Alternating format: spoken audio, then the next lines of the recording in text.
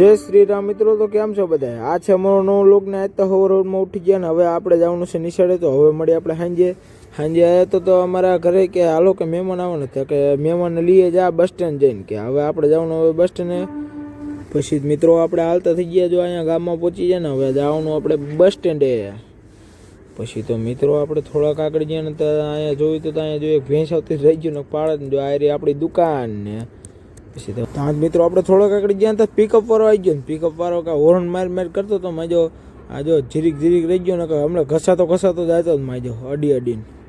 પછી મિત્રો હવે હાલતા થઈ ગયા, જો નેવલ મારી દીધો સ્કૂટીનો. પછી હવે જવાનું આપણે અહીંયા જો તમે જુઓ અત્યારે વાગ્યા છે અત્યારે 6:30 જેવું થયું અને જો અંધારું જોયું ગામમાં. મિત્રો આપણે આવતા રહ્યા બસ સ્ટેન્ડ, જો અહીંયા બસ સ્ટેન્ડ ઉભા ને બસની રાહ જોઈ ને અહીંયા જોયું તો ખટારા ગાડીઓમાં જે લટર પટર દાહે માજી. પછી મિત્રો બસ આવી ગઈ ને હવે અહીંયા જો આપણે મહેમાન ઉતરી ગયા ને હવે જવાનું આપણે ઘરે. પછી તો મિત્રો આપણે આવતા રહ્યા અહીંયા ઘરે ને જો અહીંયા 2 ઠેલા હતા માજા બહુ કાઠું પડ્યું હો, પણ બસ સ્ટેન્ડ થી આવવાનું. પછી આ બસ જોયું તો તમારા મોહિત બાપુ આવી ગયા. પછી મિત્રો આપણે આવતા રહ્યા ઘરમાં ને ઘરમાં એને તો કરી દીધી સ્કૂટી પાર્ક ને.